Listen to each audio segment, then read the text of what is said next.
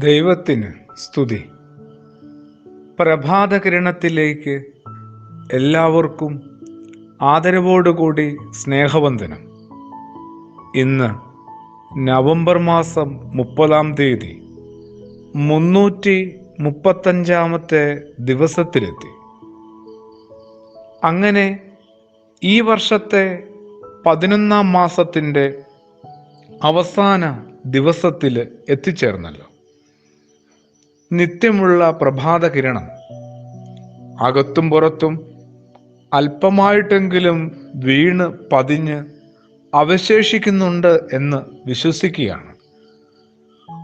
മലനാട്ടിലേക്കുള്ള മറിയത്തിൻ്റെ ഈ ധൃതി പിടിച്ച യാത്ര എന്തിനായിരുന്നു?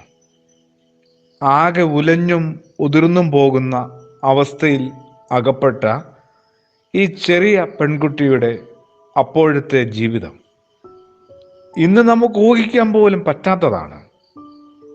സർവശക്തനായ ദൈവത്തിന് അസാധ്യമായ യാതൊന്നുമില്ല. എത്ര ഭംഗിയോടും വെടിപ്പോടുമാണ് മാലാഖയായ ഗബ്രിയേലിന് മറിയത്തിൻ്റെ അടുത്തേക്ക് ആ ദൂതുമായി ദൈവം അയച്ചത്. കാര്യമൊക്കെ ക്ലിയറും കളറുമായി. എന്നാലും ആരും പരിഭവിക്കരുത്. ദൈവത്തിന് ഈ സ്ത്രീയോട്, ഈ പാവം പെൺകുട്ടിയോട് കുറച്ചുകൂടി നീതി കാണിക്കാമായിരുന്നു, അല്ലേ?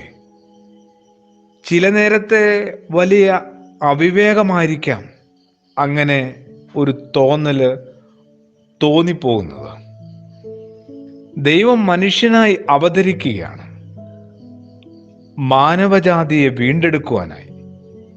എന്നിട്ടും ഒട്ടും അനുകൂലവും അനുഗ്രഹീതവുമായ ഒരു പരിസരം പോലും ഒന്ന് ഉറപ്പുവരുത്തിയിട്ടില്ലാത്തതുപോലെ മാനവജാതിയെ വീണ്ടെടുക്കുവാനുള്ള ആ വലിയ ശ്രമത്തിനിടയിൽ ഒരു മനുഷ്യ സ്ത്രീയെ എന്തുമാത്രം ഉലഞ്ഞും ഉടഞ്ഞും പോയിട്ടുണ്ടാവും. നീതിബോധമുള്ള ദൈവം നന്മയുള്ള മനുഷ്യർക്ക് കുറച്ച് കുഞ്ഞു കാര്യങ്ങളെങ്കിലും ഒന്ന് ഉറപ്പുവരുത്തി കൊടുക്കേണ്ടതല്ലേ? നമ്മളത് നന്നായി പ്രതീക്ഷിക്കുന്നുണ്ട്. ദൈവത്തിൽ നിന്ന് മാത്രമല്ല, മനുഷ്യരിൽ നിന്ന് പോലും. പലപ്പോഴും നമ്മുടെ വിചാരം ദൈവം ലോട്ടറി ടിക്കറ്റ് പോലെയാണെന്നാണ്. നമ്മുടെ ഏറ്റവും അസാധ്യമായ സ്വപ്നങ്ങൾ പോലും സാധ്യമാക്കാനുള്ള ചുമതല അങ്ങനെ ദൈവത്തിനുണ്ട് എന്ന്. മറിയം എന്തൊരു മാതൃകയാണ്! അത്ഭുതപ്പെടുത്തുന്നുണ്ട്. ചിതറി തകർന്ന് ആകെ പതറിയ നേരത്തും ഈ ചെറിയ പെൺകുട്ടി മറിയം ദൈവത്തിൽ നിന്ന് യാതൊരു പ്രത്യേക ആനുകൂല്യങ്ങളും ഒരു പ്രിവിലേജസും തിരയുന്നില്ല, അന്വേഷിക്കുന്നില്ല, ആവശ്യപ്പെടുന്നില്ല. പകരം ദൈവത്തെ കൂട്ടുപിടിച്ച് തനിക്ക് എന്ത് ചെയ്യാൻ പറ്റുമെന്നാണ് അവളുടെ ആലോചനയും പരിശ്രമവും ഒക്കെ.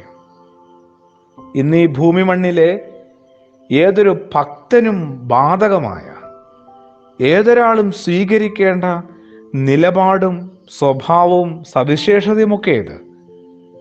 ദൈവം അയച്ച ദൂതൻ മറിയത്തോട് പറഞ്ഞ കാര്യങ്ങളൊക്കെ പല ആവർത്തി ആലോചനയിൽ അവൾ കേട്ടും ഓർത്തും ധ്യാനിച്ചിട്ടുണ്ട്. തീർച്ച അങ്ങനെയാകുമല്ലോ തൻ്റെ ചാർച്ചക്കാരിയായ വാർദ്ധക്യത്തിൽ എത്തി നിൽക്കുന്ന എലിസബത്തിനെ ഓർത്തെടുത്തതും കൂട്ടുപിടിച്ചതുമൊക്കെ.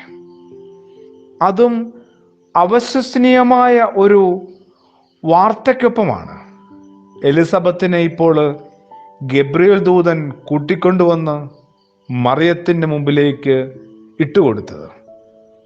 അവൾക്കിത് 6-ാം മാസമാണ്. പ്രാർത്ഥനയോടുകൂടി ആമേൻ.